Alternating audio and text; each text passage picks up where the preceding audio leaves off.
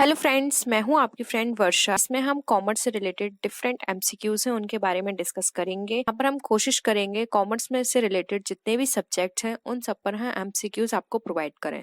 तो चलिए friends, video को स्टार्ट करते हैं। HRD is related to. Friends, HRD का मतलब है ह्यूमन रिसोर्स डेवलपमेंट। ये किससे रिलेटेड है? वर्क इंप्रूवमेंट से, एरर से, प्रॉफिट से या प्राइसिंग से?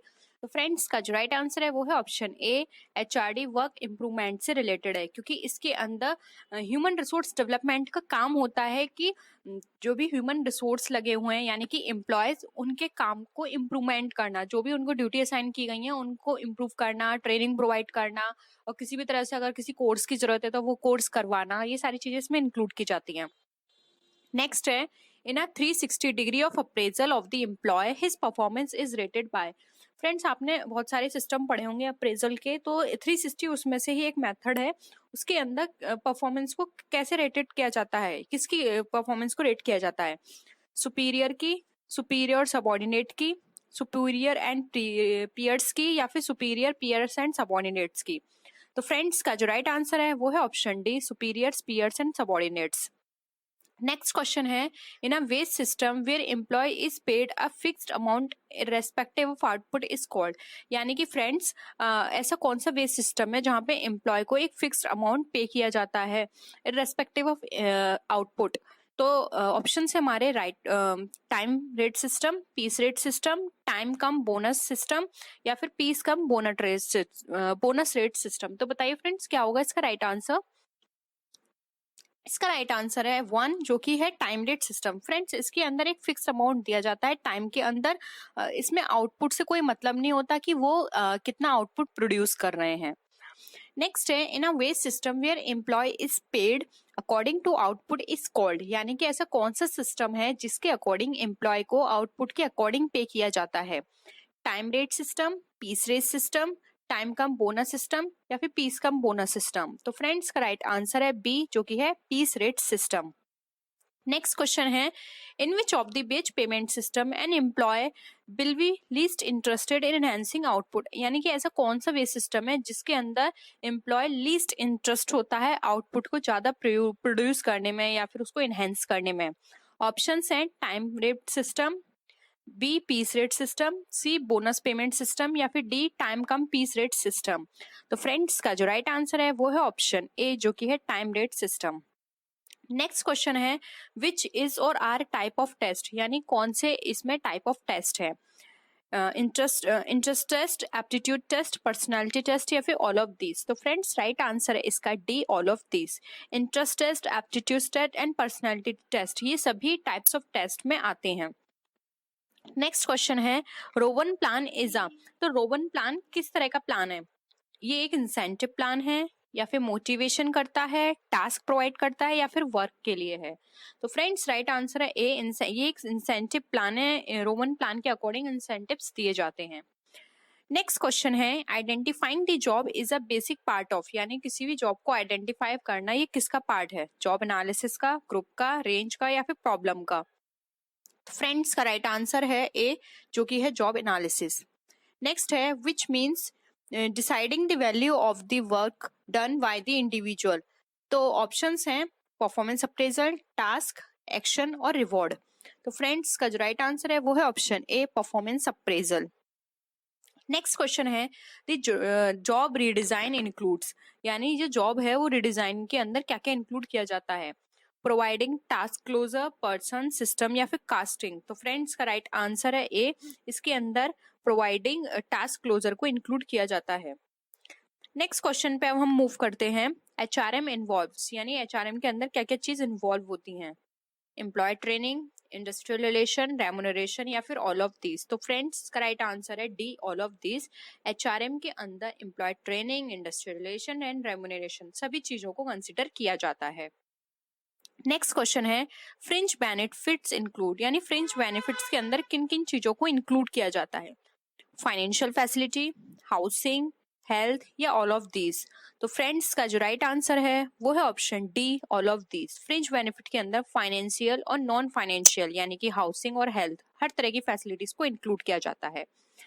नेक्स्ट क्वेश्चन है, welfare is associated in HRM. यानी वेलफेयर जो है वो किससे एसोसिएटेड है? स्टाफ से, प्रोडक्ट से, सर्विस से या फिर रोल से। तो फ्रेंड्स वेलफेयर किसका होगा? स्टाफ का होगा। तो वेलफेयर जो है HRM वो स्टाफ से रिलेटेड है। नेक्स्ट है recreation is more close to. तो रिक्रिएशन किससे ज्यादा मोर क्लोज है? फ्रिंज बेनिफिट से, ग्रुप से, बैंक से या फिर नेचर से? फ्रेंड्स का राइट आंसर है ए, फ्रिंज बेनिफिट से रिलेटेड है रिक्रिएशन।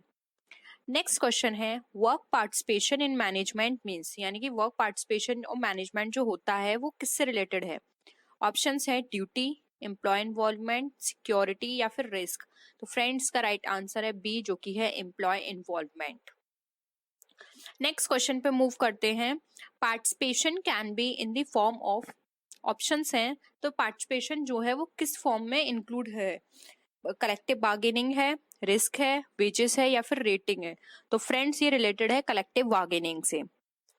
नेक्स्ट क्वेश्चन है on the job training programme is a method of. तो प्रोग्राम किस तरह का मेथड है? सिलेक्शन, ट्रेनिंग प्रोग्राम, अप्रेजल या रिपोर्ट? तो friends on the job training की बात की जाती है तो ये एक ट्रेनिंग प्रोग्राम है जिसके अंदर जॉब में रहते हुए किसी भी एम्प्लॉय को ट्रेनिंग प्रोवाइड की जाती है, उसकी जो भी एबिलिटी है, जो उसकी स्किल्स है उसको इनहेंस करने के लिए इस तरह की ट्रेनिंग प्रोवाइड की जाती है। नेक्स्ट क्वेश्चन है रैंकिंग मेथड इज अ। तो रैंकिंग किस तरह का मेथड है? सैलरी, परफॉर्मेंस अप्रेजल, टास्क या सर्वे? तो फ्रेंड्स राइट आंसर है बी, रैंकिंग एक तरह का परफॉर्मेंस अप्रेजल है जो कि इसके अंदर एम्प्लॉय को रैंक दी जाती है कि उसने पास्ट ईयर से इस ईयर में कितनी रैंक उसने अचीव की है, यानी कितना इंप्रूवमेंट हुआ है उसके वर्क में। नेक्स्ट है critical incident method is a method of. तो क्रिटिकल इंसिडेंट मेथड किस तरह का मेथड है? परफॉर्मेंस अप्रेजल, प्रमोशन, लॉस या फिर मार्केट? तो फ्रेंड्स क्रिटिकल इंसिडेंट मेथड एक तरह का परफॉर्मेंस अप्रेजल है। नेक्स्ट हम बात करते हैं अगले क्वेश्चन की, need of association is a. तो नीड ऑफ एसोसिएशन किस तरह का है? मोरल नीड है, सोशल नीड है, प्रॉब्लम है या फिर कॉन्फ्लिक्ट है? फ्रेंड्स जब भी हम किसी के साथ एसोसिएशन की बात करेंगे तो वहां पे सोशल नीड आएगी, तो ऑप्शन बी हमारा राइट आंसर है। नेक्स्ट है नॉन फाइनेंशियल मोटिवेशन इज। तो जो नॉन फाइनेंशियल मोटिवेशन है वो किस में आता है? जॉब रोटेशन, प्रमोशन, वर्क या सेपरेशन में? तो फ्रेंड्स जब भी हम जॉब फाइनेंशियल वो नॉन फाइनेंशियल मोटिवेशन की बात करेंगे तो इसके अंदर जॉब रोटेशन आएगी, इसमें जॉब को रोटेट कर दिया जाता है जिससे कि उसको थोड़ा मोटिवेशन मिलता है कि मेरे जो एम्प्लॉयर है या फिर जो भी मेरा बॉस है वो मुझ पर ट्रस्ट करता है, इसलिए उसने मेरी जॉब को रोटेट किया है। तो एक मोटिवेशन का बहुत अच्छा मेथड है। नेक्स्ट है job factor includes. Job factor में किस किस को इंक्लूड किया जाता है?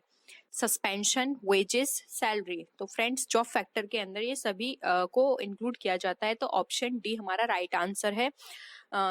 सस्पेंशन जॉब फैक्टर का एक बहुत बड़ा रोल प्ले करता है, वेजेस भी जॉब फैक्टर में आती है क्योंकि वेजेस से ही डिसाइड होता है, और सैलरी भी इसका एक बहुत बड़ा फैक्टर है। नेक्स्ट है डिसिप्लिनरी एक्शन इज। तो डिसिप्लिनरी एक्शन जो है वो किस तरह का एक्शन है? ले ऑफ है, प्रमोशन है, एक्टिविटी है या फिर राइट है? तो फ्रेंड्स राइट आंसर है इसका ए, ये एक तरह का ले ऑफ है। नेक्स्ट है method of merit rating is. तो मेरिट रेटिंग जो है वो किस तरह का मेथड है? पॉइंट मेथड है, रैंकिंग प्रोसीजर है, ग्रेडिंग मेथड है या फिर ऑल ऑफ दीज? फ्रेंड्स का जो राइट आंसर है मेरिट रेटिंग हमारा जो है वो ऑल ऑफ दीज है। इसको हम पॉइंट मेथड, रैंकिंग प्रोसीजर और ग्रेडिंग मेथड ये सभी तरह से यूज किया जाता है। Under this approach every employ of an organisation is considered as a human resource. A human resource, B human relation, C judicial या डी ग्रुप? तो फ्रेंड्स राइट आंसर है इसका डी ग्रुप। एकांकी व्यापारी का व्यापार प्रारंभ और समापन किसके द्वारा होता है? इंग्लिश में क्वेश्चन है the commencement and termination of a merchant trade is. यानी कि कभी सोल ट्रेड, मर्चेंट ट्रेड का कमेंसमेंट होता है यानी उसको प्रारंभ करते हैं, और जब उसको हम टर्मिनेट करते हैं तो वो किसके द्वारा होगा? व्यापारी द्वारा यानी कि ट्रेडर द्वारा, बाय नो रेजोल्यूशन यानी बिना अधिनियम द्वारा, बाय गवर्नमेंट यानी सरकार द्वारा, या बाय लॉ? तो बताइए फ्रेंड्स क्या होगा इसका राइट आंसर? इसका जो राइट आंसर है वो है ऑप्शन ए, व्यापारी द्वारा। एकांकी व्यापारी जब भी अपने व्यापार को स्टैब्लिश करेगा या फिर उस अपने बिजनेस को बंद करेगा, जिसको हम बोलते हैं बाइंड अप या फिर टर्मिनेट करेगा, तो फ्रेंड्स ये उसकी खुद की मर्जी होगी, उसे किसी से भी परमिशन लेने की जरूरत नहीं होगी, चाहे गवर्नमेंट हो चाहे कोई लॉ हो, क्योंकि वो उसका खुद का बिजनेस है, कोई पर्सन उसके अंदर इन्वॉल्व नहीं है, उसके सारे रिस्क उसके सारे प्रॉफिट उसके ही हैं, तो सारे डिसीजंस भी वो खुद लेगा। उसका जब मन करेगा, जहां मन करेगा वो वहां पर उसको स्टैब्लिश कर सकता है, और उसको अगर मन करेगा कि वो इसको क्लोज कर दे, अपने बिजनेस को वो आगे कंटिन्यू नहीं कर पाएगा, तो कभी भी उसको क्लोज कर सकता है। नेक्स्ट क्वेश्चन है, एकांकी व्यापारी समस्त संपत्तियों को स्वामी होता है और सारा जोखिम उठाता है, यह कथन किसका है? यानी कि single trader is the owner of all assets and tackle all risk, this statement is given by. Options हैं L.H. हेने, चार्ल्स एस टिपेट्स, सी ऑप्शन है C.W. गेस्टनबर्ग, डी ऑप्शन है नन ऑफ द अबव। तो बताइए फ्रेंड्स ये किसने कहा था? तो ये जो स्टेटमेंट दिया गया था, ये दिया गया था C.W. गेस्टनबर्ग के द्वारा। फ्रेंड्स इस तरह के स्टेटमेंट्स के भी क्वेश्चंस आपके में पूछे जा सकते हैं, तो कुछ इंपॉर्टेंट स्टेटमेंट्स हैं, तो आपको उसका रिवीजन जरूर करना है। नेक्स्ट क्वेश्चन है, एकांकी व्यापार का पंजीयन होता है। पंजीयन का मतलब फ्रेंड्स यहाँ रजिस्ट्रेशन से है, तो एकांकी व्यापार यानी सोल ट्रेड का रजिस्ट्रेशन किस तरह से होगा? अनिवार्य यानी जिसको मैंडेटरी बोलते हैं, सरकार द्वारा यानी गवर्नमेंट द्वारा, आवश्यक नेसेसरी, आवश्यक नहीं यानी नॉट नेसेसरी। तो बताइए फ्रेंड्स क्या होगा? फ्रेंड्स का राइट आंसर है डी, सरकार जो सोल ट्रेड जो होते हैं उनका रजिस्ट्रेशन कराना आवश्यक नहीं होता है, क्योंकि वो खुद उसकी सारे चीजों को वेयर करेगा, चाहे प्रॉफिट हो चाहे लॉस हो, वो उसको खुद वेयर करने हैं, तो उसको पंजीयन कराने की जरूरत नहीं होती है। वो उसका खुद का बिजनेस है, कोई पर्सन उसके अंदर इन्वॉल्व नहीं है, इसलिए उसे किसी तरह की लीगल फॉर्मेलिटीज की भी जरूरत नहीं होती है। नेक्स्ट है, साझेदारी फर्म को चला सकता है, यानी कि पार्टनरशिप फर्म रन बाय ए सभी साझेदार यानी ऑल पार्टनर्स, वन और ऑल पार्टनर्स, सी ऑप्शन है एनी वन, डी ऑप्शन है नन ऑफ दीज। तो बताइए फ्रेंड्स क्या होगा इसका राइट आंसर? इसका जो राइट आंसर है फ्रेंड्स वो है ऑप्शन बी, साझेदारी फॉर्म को कोई एक पार्टनर चला सकता है या सभी पार्टनर चला सकते हैं। ये उनकी म्यूचुअल अंडरस्टैंडिंग पर डिपेंड करता है कि उन लोगों ने अपने बीच में किस तरह का कॉन्ट्रैक्ट बनाया है, किस तरह की कंडीशंस लगाई हैं। तो कोई एक पर्सन या तो उस बिजनेस को चला सकता है, या फिर जितने भी पार्टनर्स हैं वो सारे उस बिजनेस को चला सकते हैं। अब हम नेक्स्ट क्वेश्चन पे मूव करते हैं। नेक्स्ट क्वेश्चन है हमारा, साझेदारी फॉर्म का पंजीयन कराना होता है, यानी कि पार्टनरशिप फॉर्म को रजिस्टर कराना क्या है? आवश्यक, मैंडेटरी, स्टैट्यूटरी या फिर इलीगल? फ्रेंड्स यहाँ पे आप कंफ्यूज मत होइएगा, नेसेसरी और मैंडेटरी में बहुत डिफरेंस है। नेसेसरी का मतलब होता है कि आवश्यक है, यानी कि आपको जो भी बेनिफिट मिलेंगे तो इस पर्पज से आपको आवश्यक होता है कि आप करा लो। लेकिन मैंडेटरी में ये है कि आपको 100% गवर्नमेंट की ये प्रोविजन है कि आपको कराना ही है, अगर आप नहीं कराओगे तो आपका बिजनेस स्टार्ट नहीं होगा। तो मैंडेटरी और नेसेसरी में बहुत डिफरेंस है। तो फ्रेंड्स ठीक से आंसर दीजिएगा, इसलिए मैंने इस दो ऑप्शंस को यहाँ पे इंक्लूड किया है, जिससे कि आप कंफ्यूज ना हो। तो बताइए इसका क्या आंसर होगा? इसका जो राइट आंसर है वो है ऑप्शन ए, आवश्यक। फ्रेंड्स इसका पंजीयन कराना आवश्यक होता है, लेकिन मैंडेटरी नहीं होता है, डिपेंड करता है कि वो कराता है या नहीं। अगर वो कराएगा तो कुछ बेनिफिट्स मिलते हैं गवर्नमेंट की तरफ से, लॉ की तरफ से, तो वो उसको लेने के लिए लायबल होगा।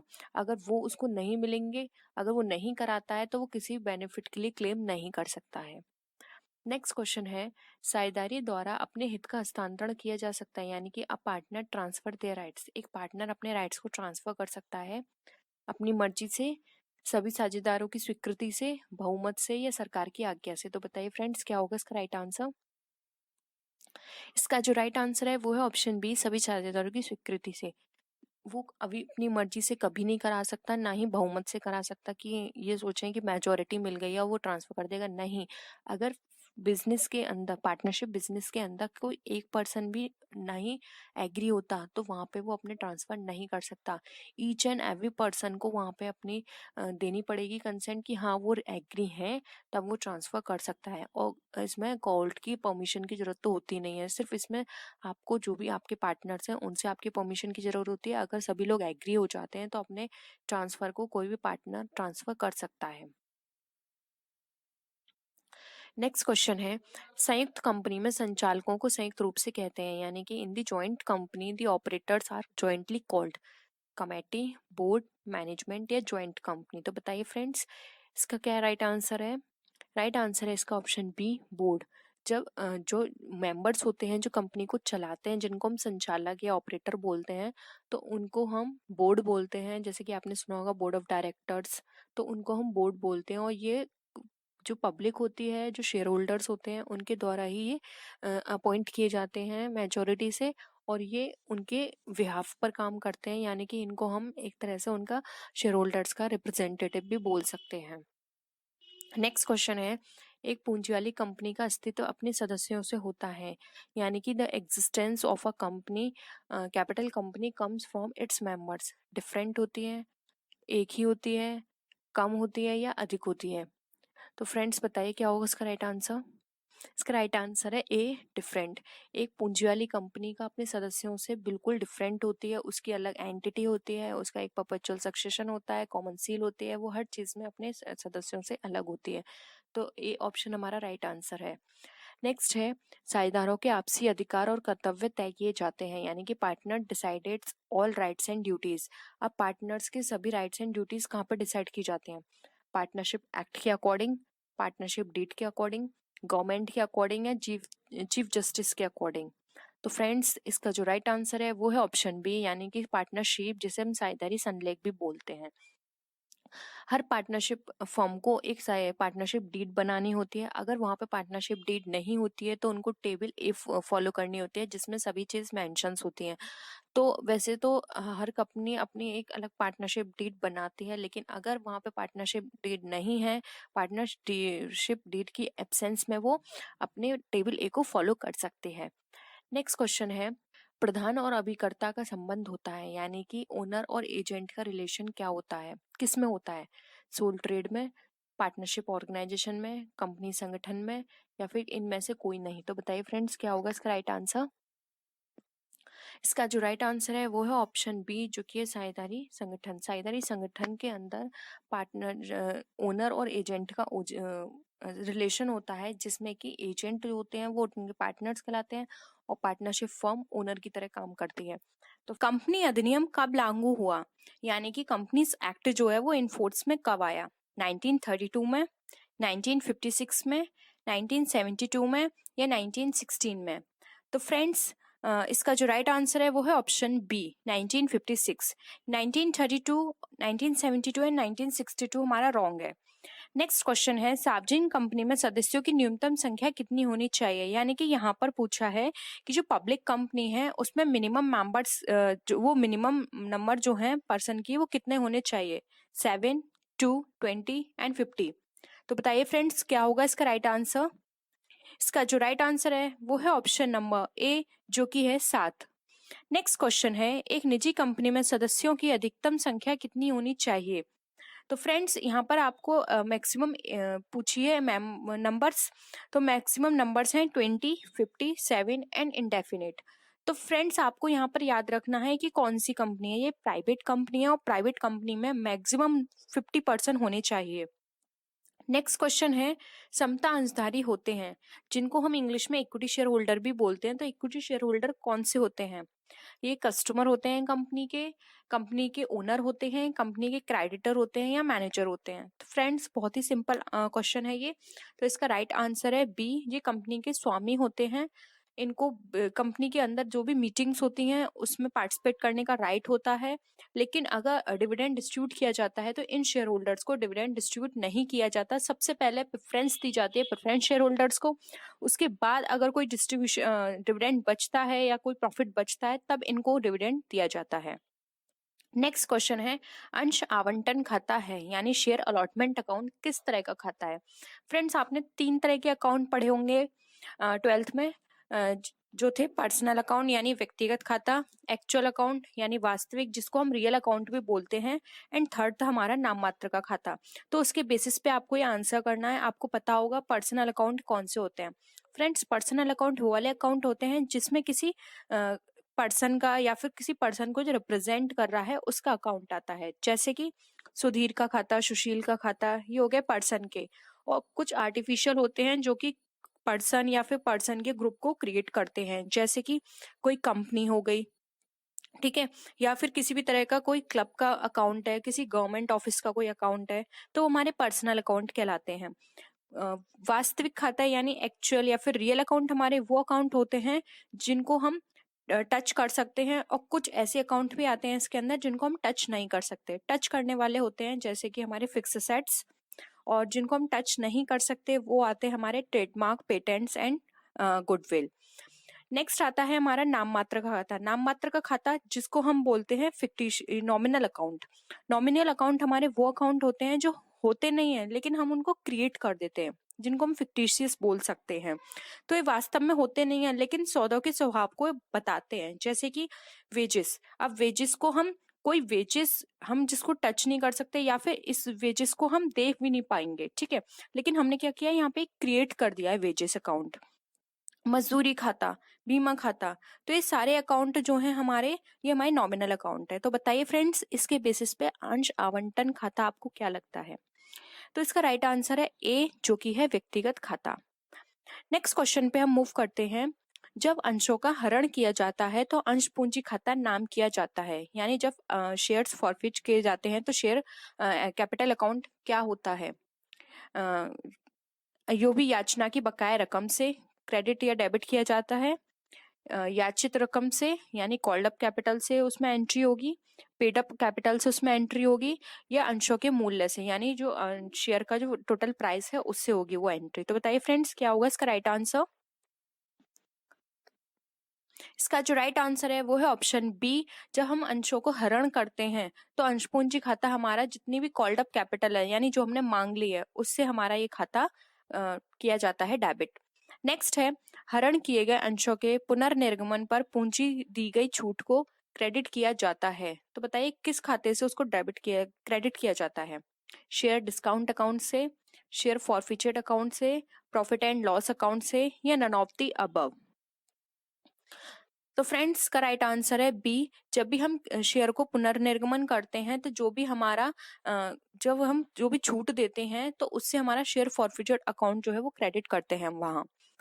नेक्स्ट है, ऋण पत्रों को सहायक प्रतिभूति के रूप में निर्गमन पर डेबिट किया जाएगा, यानी कोई भी ऐसे डिवेंचर्स हैं जिसको सब्सिडी सिक्योरिटी के रूप में इश्यू किया गया है तो उसको डेबिट किससे किया जाएगा? डिवेंचर अकाउंट से, बैंक अकाउंट से, डिवेंचर सस्पेंस अकाउंट से, या नन ऑफ द अबव?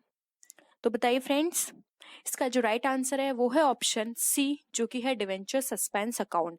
उसको डिवेंचर सस्पेंड अकाउंट से वहां पे डेबिट किया जाएगा क्योंकि वो सब्सिडी सहायक प्रतिभूति है उसकी। हमें अभी नहीं पता कि आगे जाके हम इसे किस में कन्वर्ट करेंगे, तो एक तरह से ये हमारे लिए सस्पेंस की तरह है, तो इसको हम डिवेंचर सस्पेंस अकाउंट से डेबिट करते हैं। नेक्स्ट है, ऋण पत्रों का शोधन किया जाता है। यहाँ पर फ्रेंड्स आपको प्राइस का वो बताना है कि प्राइस का जो मेथड है वो किस तरह से होगा। रिडीम एट पार पर, एट प्रीमियम पर, बाय कन्वर्टिंग इन शेयर, या फिर ऑल ऑफ दी अबव? तो किस पे उसको रिडीम किया जाता है, यानी जब हम उसको पे ऑफ करते हैं तो किस पे किया जाएगा? तो फ्रेंड्स का राइट आंसर है डी, इनमें से किसी पर भी हम पे ऑफ कर सकते हैं। जब हम डिवेंचर को रिडीम करते हैं तो एट पार पे कर सकते हैं, एट प्रीमियम पे कर सकते हैं, या फिर अगर हम चाहें तो उसको शेयर में कन्वर्ट कर सकते हैं। ये डिपेंड करता है शेयर होल्डर्स पर कि वो किस में करवाना चाहता है। ये आपस म्यूचुअल अंडरस्टैंडिंग पे होता है। कंपनी और शेयर होल्डर्स में कंपनी एंड डिवेंचर होल्डर्स में इतनी अंडरस्टैंडिंग है, कंपनी ने बोला कि आप इसको शेयर को कन्वर्ट करा लो तो वहां भी हो सकता है। नेक्स्ट है, ऋण पत्रों का शोधन होता है यानी डिवेंचर रिडीम्ड एट। फ्रेंड्स, यहाँ इस क्वेश्चन का मतलब है कि यहाँ पे आपको मेथड बताना है कि किस किस तरह से रिडीम हो सकता है। ए, कैश में, B, by issuing new debentures, C, by issuing equity shares, या फिर ऑल ऑफ द अबव? तो बताइए फ्रेंड्स, क्या होगा इसका राइट आंसर? इसका जो राइट आंसर है वो है ऑप्शन डी, जो कि है इनमें से सभी। अगर किसी भी डिवेंचर को रिडीम करवाना है तो कैश में भी हो सकता है, या फिर आप न्यू डिवेंचर इश्यू कर सकते हैं उसके बिहाफ पर, या फिर आप उसके बिहाफ पर इक्विटी शेयर्स को भी इश्यू कर सकते हैं। सेम वही प्रोसेस हो गया ये कि आप कन्वर्ट करा सकते हैं इक्विटी शेयर में। तो फ्रेंड्स, राइट आंसर है डी। नेक्स्ट क्वेश्चन है, ऋण पत्रों के अधिमूल्य की राशि का उपयोग किया जाता है, यानी ऋण पत्रों पर कोई प्रीमियम की वैल्यू आती है तो उसका किस पर्पज से यूज किया जाएगा? First, to eliminate the capital loss. Second, in order to eliminate past losses. Third, to eliminate future losses. या D, none of the is. तो बताइए फ्रेंड्स, क्या होगा इसका राइट आंसर? इसका जो राइट आंसर है वो है option A, to eliminate the capital loss, यानी कि पूंजीगत हानियों को समाप्त करने में ही हम ऋण पत्रों के अधिमूल्य की राशि का उपयोग करेंगे। क्योंकि ये जो हमारे पास अधिमूल्य की राशि होती है ये हमेशा उन चीज़ों में यूज़ की जाती है जो कि हमें लॉन्ग टाइम तक बेनिफिट करेंगे, या फिर लॉन्ग टाइम जिसकी हानियों का असर हमारे बिजनेस पे बहुत ज़्यादा पड़ेगा। पूंजीगत हानियों का जो असर होता है हमारे बिजनेस पे बहुत बड़ा इफेक्ट पड़ता है, तो हम उसको राइट ऑफ करने के लिए, उसको एलिमिनेट करने के लिए इस राशि का यूज करेंगे। नेक्स्ट क्वेश्चन आता है, कौन सा संचय आर्थिक चिट्ठी में नहीं दिखाया जाता है? A capital reserve, B secret reserve, C है बी सीक्रेट रिजर्व, सी है हमारा रेवेन्यू रिजर्व एंड डी है हमारा शेयर प्रीमियम। बताइए फ्रेंड्स कौन सा रिजर्व है जो कि हमारी चिट्ठी में नहीं दिखाया जाता है? तो फ्रेंड्स नाम से ही इंडिकेट हो रहा है गुप्त संचय यानी सीक्रेट रिजर्व। सीक्रेट रिजर्व जो होता है ये एक हिडन होता है, इसको शो नहीं किया जाता है कंपनी में, लेकिन ये क्रिएट किया जाता है, तो इसको हम चिट्ठी में नहीं दिखाते हैं। नेक्स्ट क्वेश्चन है, सामान्य संचय, पूंजी संचय आदि को चिट्ठी के दायित्व पक्ष में किस शीर्षक में दिखाया जाता है? तो यहाँ पर आपको बताना है कि किस हेड में उसे दिखाया जाएगा। ऑप्शंस हैं share capital, reserves and provisions, current liabilities and secured loan. तो बताइए friends journal reserve and capital reserve जो है वो हम कहाँ पे शो करते हैं? बहुत ही सिंपल क्वेश्चन है फ्रेंड्स, रिजर्व आ रहा है इंडिकेशन, यानी कि हम इसको रिजर्व एंड प्रोविजंस हेड में इंडिकेट करते हैं, उसको शो करते हैं। हम नेक्स्ट क्वेश्चन पे मूव करते हैं। नेक्स्ट क्वेश्चन है हमारा, तलपट में दिखाए गए प्रारंभिक व्यय को अंतिम खाते बनाते समय दिखाया जाता है, यानी प्रारंभिक व्यय को अगर तलपट में वो शो किए गए हैं तो अंतिम खाते में वो हम कहाँ दिखाएंगे? ए ट्रेडिंग अकाउंट में, B profit and loss account में, C liability side of the balance sheet and D asset side of the balance sheet. तो बताइए फ्रेंड्स क्या होगा इसका राइट आंसर? इसका राइट आंसर है डी, चिट्ठी के दायित्व संपत्ति पक्ष में। फ्रेंड्स जो प्रिलिमिनरी एक्सपेंसेस होते हैं ये हमें लॉन्ग टाइम तक हमें क्या करेंगे, बेनिफिट देंगे, ये हम एक असेट्स की तरह यूज करते हैं, तो इसको हम बैलेंस शीट में दिखाते हैं असेट साइड में। नेक्स्ट है, अवास्तविक संपत्तियों में सम्मिलित किया जाता है। फ्रेंड्स जो 14 जो क्वेश्चन था उसका मेन रीजन असेट साइड में दिखाने का यह भी है कि जो प्रिलिमिनरी एक्सपेंसेस होते हैं हम एक बार में उसको P&L में नहीं डाल सकते, क्योंकि वो एक बहुत लार्ज अमाउंट में होते हैं। अगर हमने एक बार में P&L में डाल दिया तो वहां पर जो हमारा बैलेंस शीट का जो प्रॉफिट आ रहा होगा या फिर जो हमारे पूरी फाइनेंशियल ईयर की जो पोजीशन है वो बहुत गड़बड़ा जाएगी, तो हम एक बार में उसको नहीं डाल सकते, हम धीरे धीरे उसको राइट ऑफ करते हैं। तो इसको हम एक तरह से एसेट साइड में सिक्योर करके रखते हैं और धीरे धीरे हर साल हम थोड़ा थोड़ा अमाउंट उसमें से निकाल के P&L में ट्रांसफर करते रहते हैं, इसलिए इसको हम एसेट साइड में शो करते हैं। नेक्स्ट क्वेश्चन है, अवास्तविक संपत्ति में सम्मिलित किया जाता है यानी नॉमिनल असेट्स इंक्लूड की जाती हैं। ए प्रिलिमिनरी एक्सपेंसेस में, अंडरराइटिंग कमीशन में, सी डेवलपमेंट एक्सपेंसेस में, या डी उपरोक्त सभी। तो बताइए फ्रेंड्स क्या होगा इसका राइट आंसर? ये आज का हमारा लास्ट क्वेश्चन है। तो फ्रेंड्स का राइट आंसर है डी उपरोक्त सभी। फ्रेंड्स ये सारे हाइड आप जानते होंगे। प्रिलिमिनरी एक्सपेंसेस अभी मैंने आपको बताया कि ये एक लार्ज अमाउंट में होते हैं, जैसे कि प्रोस्पेक्टस इश्यू करवाना, किसी बड़े एडवर्टाइजमेंट को करवाना, या फिर जब हम बिजनेस स्टैब्लिश करते हैं तो बिजनेस स्टैब्लिश करते टाइम जब हम बहुत लार्ज एक्सपेंस करते हैं, जैसे कि हमने बिल्डिंग ली है, स्टैब्लिश करवाई है उसे, या फिर हमने किसी भी तरह का कोई बहुत बड़ा एडवर्टाइजमेंट करवाया है अपनी कंपनी का, तो ये प्रिलिमिनरी एक्सपेंसेस सारे वहां पे इंक्लूड किए जाते हैं। अंडरराइटिंग कमीशन वो कमीशन होते हैं जो अंडरराइटर्स को दिए जाते हैं। अंडरराइटर्स वो पर्सन होते हैं, ये एक इंडिविजुअल, एक कंपनी, एक बैंक, कोई भी हो सकता है, एक ग्रुप ऑफ पर्सन भी हो सकता है। अंडरराइटर ये एक तरह से ये प्रॉमिस करता है कंपनी को, या फिर ये इस तरह की रिस्पॉन्सिबिलिटी लेता है कि अगर वो कंपनी अपने इश्यू करती है शेयर को और वो 90% अगर पब्लिक उनको नहीं परचेस करती है, तो जितने भी जो रिमेनिंग शेयर्स होंगे वो अंडरराइटर्स उसको परचेस कर लेंगे। तो एक रेस्पॉन्सिबिलिटी लेता है अपने ऊपर कि अगर आपके पूरे मार्केट में वो सेल नहीं हुए तो उनको हम परचेस कर लेंगे। तो इस बिहाफ पर जब उनको इस तरह का एक कमीशन दिया जाता है कंपनी की तरफ से अंडरराइटर्स को, उसको बोलते हैं हम अंडरराइटिंग कमीशन। नेक्स्ट है डेवलपमेंट एक्सपेंस। अगर हमने अपने बिजनेस में किसी भी तरह का कोई डेवलपमेंट करवाया है, किसी प्रोडक्शन से रिलेटेड, या फिर वो XYZ कुछ भी हो सकता है, अगर वो डेवलपमेंट से रिलेटेड है तो वो एक्सपेंसेस हमारे डेवलपमेंट एक्सपेंसेस कहलाते हैं। तो ये सारे नॉमिनल असेट्स में इंक्लूड होते हैं। ठीक है, व्यावसायिक अर्थशास्त्र है यानी business economics is a science, an art, science and art या नो वन यानी कोई नहीं। तो बताइए फ्रेंड्स क्या होगा इसका राइट आंसर। बहुत ही सिंपल क्वेश्चन है। इसका जो राइट आंसर है वो है ऑप्शन सी यानी 3 science and art. Science and art इसलिए है क्योंकि व्यवसाय अर्थशास्त्र में कुछ ऐसे रूल्स कुछ प्रिंसिपल्स होते हैं जिसको फॉलो करना पड़ता है। और आर्ट हम इसलिए बोलते हैं क्योंकि इसमें अपनी एक क्रिएटिविटी होती है कि आप बिजनेस को किस तरह से रन करेंगे या फिर उसके लिए क्या किस तरह के मेथड्स या फिर प्रिंसिपल्स को अडॉप्ट करेंगे। तो ये अपनी एक क्रिएटिविटी है, आप उसके अकॉर्डिंग अपने बिजनेस को चला सकते हैं। नेक्स्ट क्वेश्चन है व्यावसायिक अर्थशास्त्र निम्न की शाखा है यानी business economics is the branch of the following. A परंपरागत अर्थशास्त्र यानी conventional economics, B science, C art या डी पॉलिटिकल साइंस यानी राजनीतिक विज्ञान। तो बताइए फ्रेंड्स क्या होगा इसका राइट आंसर।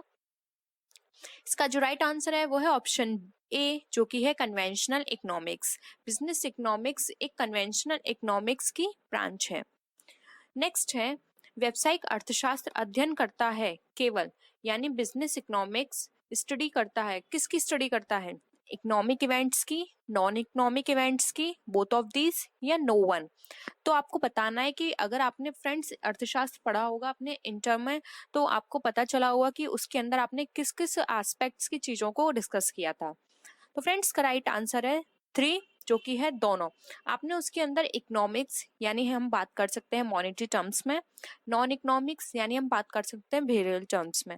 आपने monetary terms as well as behavioural terms के जो भी इवेंट्स होते हैं उनको डिस्कस किया था। उसके अकॉर्डिंग आपने वर्किंग कंडीशंस देखी थी, ग्रोथ रेट देखी होगी, नेशनल इनकम देखी होगी। तो उसमें पूरी इकोनॉमिक्स में हम इकोनॉमिक्स और नॉन इकोनॉमिकल दोनों इवेंट के ऊपर बात करते हैं।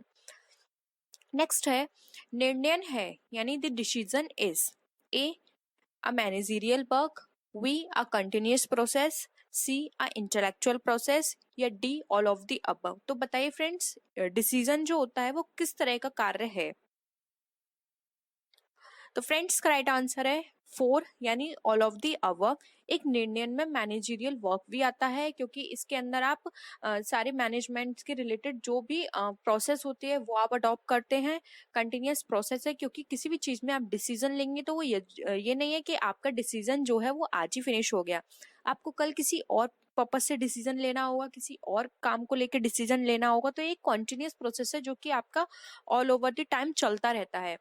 नेक्स्ट है एन इंटेलेक्चुअल प्रोसेस। तो एक डिसीजन जो है वो इंटेलेक्चुअल प्रोसेस है। आप किसी छोटे से छोटे बड़े से बड़े किसी भी तरह के डिसीजन लोगे तो आप में उसमें आपकी इंटेलेक्चुअल थिंकिंग जो है वो यूज होगी। तो एक इंटेलेक्चुअल प्रोसेस है। तो इसका राइट आंसर है उपयुक्त सभी। नेक्स्ट है सभी निर्णय होते हैं। तो बताइए फ्रेंड्स सभी निर्णय किस तरह के होते हैं। All decisions are made only positive, only negative, positive and negative या इंस्ट्रक्शनल। तो बताइए फ्रेंड्स किस तरह के डिसीजंस होते हैं। इसका राइट आंसर है 3 जो कि है पॉजिटिव एंड नेगेटिव। जो डिसीजंस जो होते हैं सिर्फ पॉजिटिवली नहीं होते या फिर हम ये नहीं कह सकते कि सिर्फ नेगेटिव डिसीजंस ही सारे लिए जाते हैं।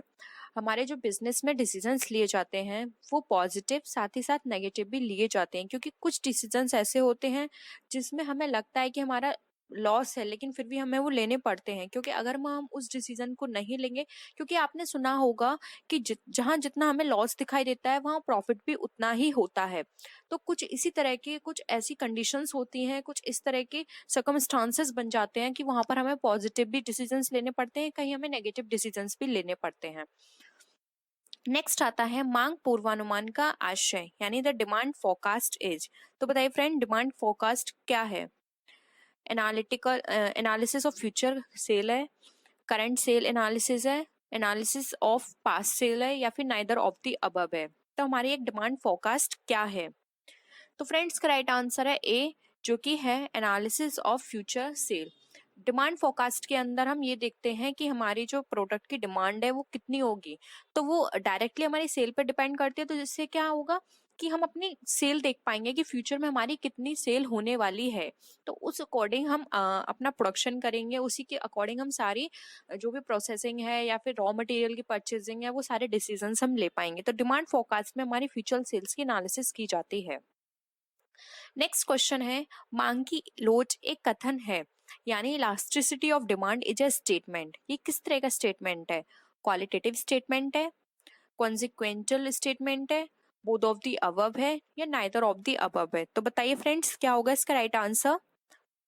फ्रेंड्स, इलास्टिसिटी ऑफ डिमांड एक कॉन्सिक्वेंशियल स्टेटमेंट है जिसके अंदर हम डिमांड, अगर हम आपने देखा होगा कि जब भी हम किसी चीज की इलास्टिसिटी ऑफ डिमांड की बात करते हैं तो हमें वहां पे पता चलता है कि जब भी हमारे प्राइस में किसी भी तरह के कोई चेंजेस होंगे तो हमारी डिमांड पे क्या इफेक्ट पड़ेगा, यानी वो हमें एक परिणाम बताता है। तो डिमांड और इलास्टिसिटी ऑफ डिमांड एक तरह से हमारा एक कॉन्सिक्वेंशियल स्टेटमेंट है। ठीक है, नेक्स्ट है मांग की लोच प्रभावित होती है। तो फ्रेंड्स, मांग की लोच हमारी किससे प्रभावित होती है? नेचर ऑफ द ऑब्जेक्ट से, बायर्स ग्रुप से, वैल्यू ऑफ द फर्म से, या फिर ऑल ऑफ द अबव से? तो फ्रेंड्स का राइट आंसर है डी, यानी कि उपयुक्त सभी। देखिए फ्रेंड्स, मांग की जो लोच है यानी डिमांड जो है हमारी, वो डिपेंड करती है हमारी नेचर ऑफ द ऑब्जेक्ट, यानी हमारे प्रोडक्ट है वो किस तरह का है। ठीक है, और साथ ही साथ बायर्स ग्रुप पे भी, अगर किसी मार्केट में बायर्स उस पर्टिकुलर एरिया में कम है तो वहां पे हमारी डिमांड क्या होगी? कम होगी। लेकिन अगर हम किसी प्रोडक्ट को अपने इस तरह से उस मार्केट में सेल कर रहे हैं जहाँ पे बायर्स बहुत हैं, तो वहां पे क्या होगी? ऑफ कोर्स हमारी डिमांड जो है वो इंक्रीज हो जाएगी।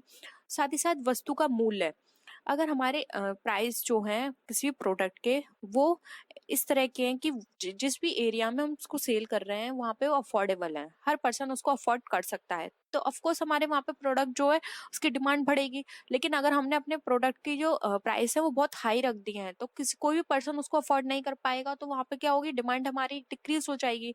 तो ये सारे फैक्टर्स जो है वो इफेक्ट करते हैं इलास्टिसिटी ऑफ डिमांड में।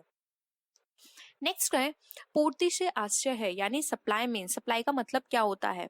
उत्पादित माल की मात्रा, यानी क्वांटिटी ऑफ प्रोडक्ट, या stock of goods produced, quantity of available goods for sale, या फिर the sum of the produced and imported goods? तो बताइए फ्रेंड्स, पूर्ति यानी सप्लाई से आपका क्या आशय है?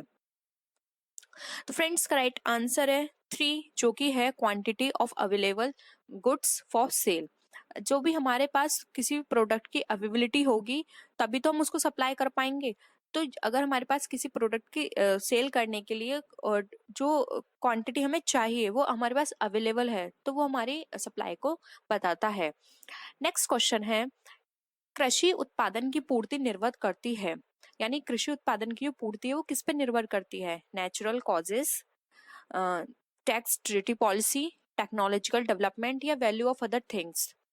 फ्रेंड्स देखो, यहाँ पर बहुत सारी चीजें हैं जो कि हमारे माइंड में यहाँ पे घूमेंगी कि इसका क्या आंसर हो सकता है, लेकिन हमें इन 4 ऑप्शंस में से डिफाइन करना है कि कौन सा आंसर जो है वो हमें ज्यादा लगता है कि ये हाँ ये हो सकता है। देखिए, टैक्स ट्रीटी पॉलिसी बिल्कुल नहीं हो सकती। तकनीकी विकास, विकास ये डिपेंड करता है कि एरिया कौन सा है, तो हम ये नहीं बोल सकते कि हमारी जो सप्लाई ऑफ एग्रीकल्चर प्रोडक्शन है वो तकनीकी विकास से हमारे डिपेंड करेगी। वैल्यू ऑफ अदर थिंग्स ये भी हम नहीं बोल सकते। तो इसका जो राइट आंसर है वो है प्राकृतिक कारण, नेचुरल कॉजेज से हमारी जो सप्लाई ऑफ एग्रीकल्चर प्रोडक्शन है वो डिपेंड करती है।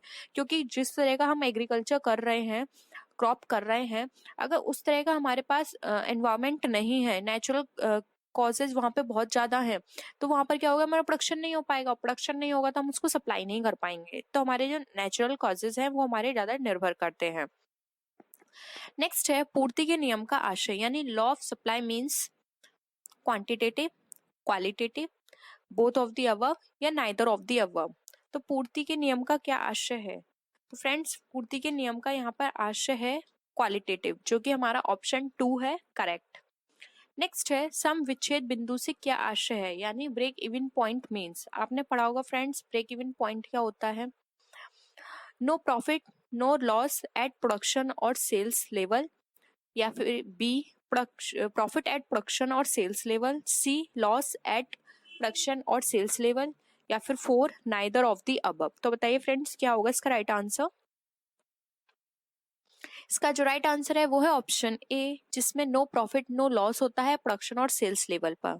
हमने पढ़ा था फ्रेंड्स कि ब्रेक इवन पॉइंट उस पॉइंट को बताता है जहां पर ना तो हमें प्रॉफिट होता है ना ही हमें लॉस होता है। ठीक है, नेक्स्ट है विक्रय मूल्य की कमी से क्या प्रभावित होता है? What is the impact of the selling price reduction? A equilibrium point, B security limit, C contribution या D all of the above. तो बताइए फ्रेंड्स क्या होगा इसका राइट आंसर। फ्रेंड्स जब भी हम किसी भी प्रोडक्ट के प्राइस के मूल्य को कम करते हैं, ठीक है, तो वहां पर क्या होता है, ब्रेक इवन पॉइंट हमारा नहीं हो सकता, ना ही हमारा सिक्योरिटी लिमिट हो सकती है, अंशदान कंट्रीब्यूशन भी हमारा इतना इफेक्ट नहीं पड़ेगा। यहाँ पर ये सारे पॉइंट को हम इंक्लूड करना पड़ेगा, सिर्फ एक पॉइंट को लेकर नहीं बोल सकते कि इस पे डिपेंड करेगा या फिर इससे इम्पैक्ट पड़ेगा। ये सारे ही पॉइंट हमारे जो प्राइस का जो मूल्य डाउन होगा उस पर इम्पैक्ट करेंगे। तो इसका राइट आंसर है 4 उपरोक्त सभी।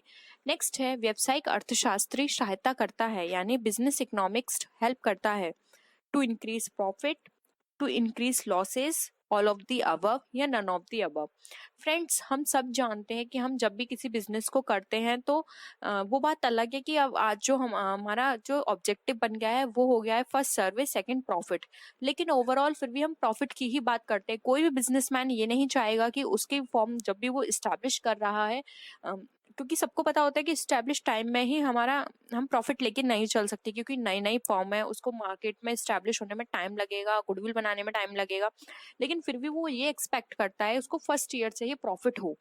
तो अर्थशास्त्री की सहायता वो लेता है, तो अर्थशास्त्री क्या हेल्प करेगा, हमारे लाभ को बढ़ाने में हेल्प करेगा, वो इस तरह की प्लानिंग करेगा, उसी तरह के वो सारी प्रोसेसिंग करवाएगा बिजनेस में जिससे कि प्रॉफिट हो।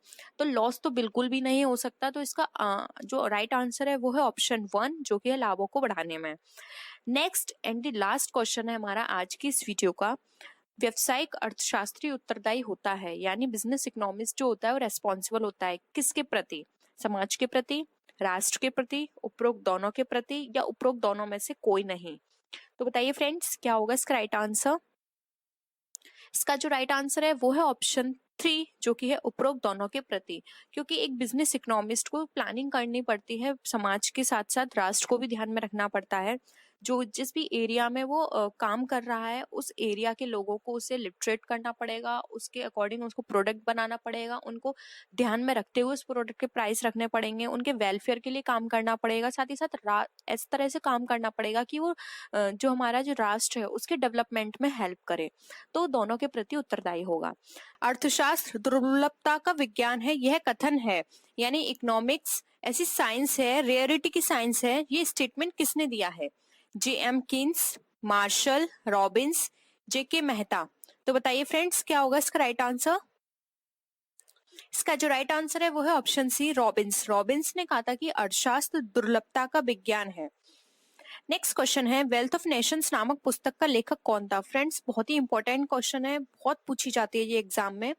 ऑप्शंस हैं जे.आर. हिक्स। फ्रेंड्स यहाँ पे ये हिंदी का यहाँ पर मिस हो गया है वर्ड, तो आप इंग्लिश में देख लीजिए, J R. Hicks, Marshall, Adam Smith, P L. Samuelson. तो बताइए फ्रेंड्स क्या होगा इसका राइट आंसर। इसका जो राइट आंसर है वो है option C Adam Smith. Adam Smith ने बुक लिखी थी वेल्थ ऑफ नेशन जो कि बहुत ही फेमस बुक थी। नेक्स्ट क्वेश्चन है अर्थशास्त्र का जनक माना जाता है यानी कि इकोनॉमिक्स का फादर किसे कहा जाता है, रिकार्डो, कौटिल्य, एडम स्मिथ या मार्शल। तो बताइए फ्रेंड्स क्या होगा इसका राइट आंसर। अगेन इसका राइट आंसर है सी जो कि है एडम स्मिथ। एडम स्मिथ को फादर ऑफ इकोनॉमिक्स भी कहा जाता है। नेक्स्ट क्वेश्चन है एडम स्मिथ की पुस्तक का नाम क्या है, अर्थशास्त्र के सिद्धांत, economic survey of welfare, wealth of nation या फिर इकोनॉमिक्स ऑफ इंडस्ट्री। फ्रेंड्स इस तरह से भी क्वेश्चन आता है तो हमने इसलिए इसको इंक्लूड किया है। तो इसका राइट आंसर है सी जो कि है wealth of nation. Next question है अर्थशास्त्र की पुस्तक के लेखक का नाम है J R. Hicks, Marshall, Adam Smith या कौटिल्य। फ्रेंड्स राइट आंसर है डी कौटिल्य, जो कि बहुत ही फेमस बुक है। अर्थशास्त्र किसने लिखी थी, वो थे कौटिल्य। नेक्स्ट क्वेश्चन है किसी वस्तु के उपभोग में 1 इकाई की वृद्धि होने पर कुल उपयोगिता में होने वाली वृद्धि को कहते हैं। तो फ्रेंड्स अगर किसी भी वस्तु में अगर हम उसको उपभोग करते हैं तो 1 इकाई की वृद्धि होने पर हमारी जो कुल उपयोगिता होती है उसमें भी हमारे इंक्रीजमेंट होता है, तो उसको क्या बोलते हैं, कुल उपयोगिता, सीमांत यानी मार्जिनल यूटिलिटी, एवरेज यूटिलिटी या नन ऑफ द अबव। तो फ्रेंड्स अगर हम किसी भी प्रोडक्ट को यूज करते हैं, किसी भी कमोडिटी को हम कंज्यूम करते हैं, तो जब हम उस कमोडिटी को कंज्यूम करने के बाद एक एक्स्ट्रा कमोडिटी को यूज करते हैं, एक एक्स्ट्रा यूनिट को यूज करते हैं, तो टोटल यूटिलिटी के बाद टोटल यूटिलिटी जो हमें मिलती है उसमें भी जब इन्हेंसमेंट होता है तो वो इन्हेंसमेंट हमारा कहलाता है मार्जिनल यूटिलिटी। इसलिए ऑप्शन बी इसका करेक्ट आंसर है। नेक्स्ट क्वेश्चन है, सामान्य उपभोग में वृद्धि होने पर सीमांत उपयोगिता, यानी क्या होगा सीमांत उपयोगिता में, फर्क क्या पड़ेगा, इंक्रीज होगी, डिक्रीज होगी, अनचेंज्ड होगी, या फिर वो प्रारंभ में तो घटेगी लेकिन बाद में क्या होगा, वो बढ़ती चली जाएगी। तो बताइए फ्रेंड्स क्या होगा। इसका राइट आंसर है बी, जो कि है घटती है। जब हम सामान्य उपयोग में कोई किसी भी चीज को वृद्धि करते हैं, यानी कि कोई प्रोडक्ट है, हम उसको कंज्यूम कर रहे हैं, एक यूनिट हमने कंज्यूम की, हमें पूरी टोटल यूटिलिटी उसकी मिल गई, सेकंड कंज्यूम की, फिर भी हमें टोटल यूटिलिटी मिल गई।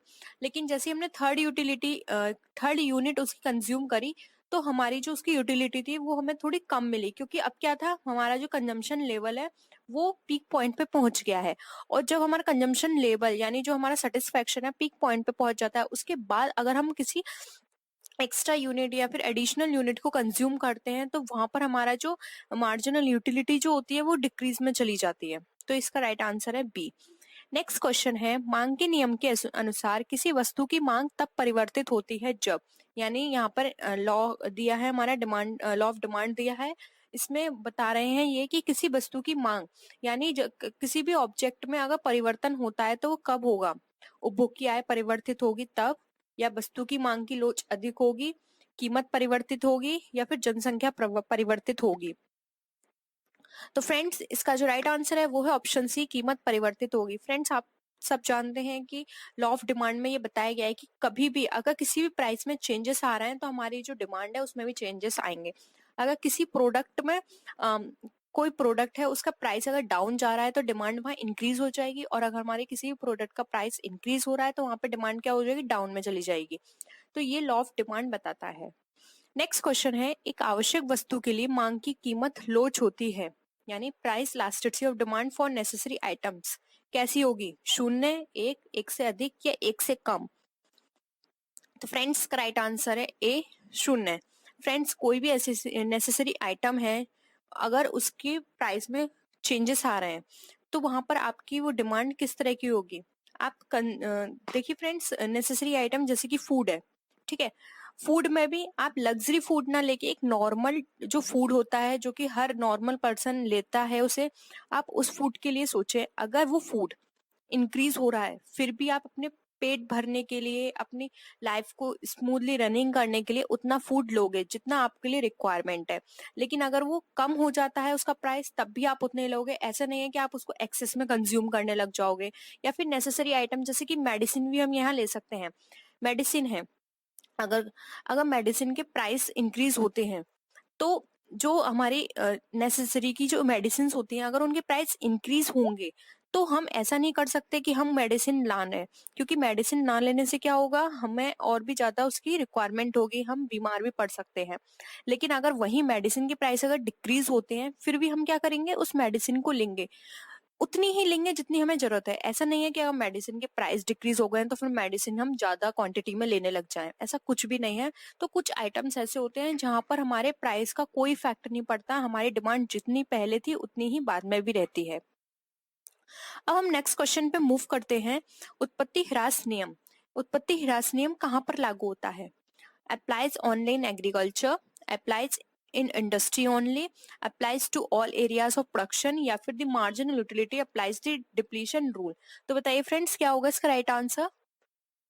इसका जो राइट आंसर है जो उत्पत्ति ह्रास नियम है ये हमारा प्रोडक्शन के सभी एरिया पे अप्लाई होता है, क्योंकि फ्रेंड्स डिप्लीशन हर जगह आता है। हम कोई मशीन यूज कर रहे हैं वहां आएगा, किसी बिल्डिंग को यूज कर रहे हैं वहां भी डिप्लीशन होगा, उसकी वैल्यू में कमी आएगी।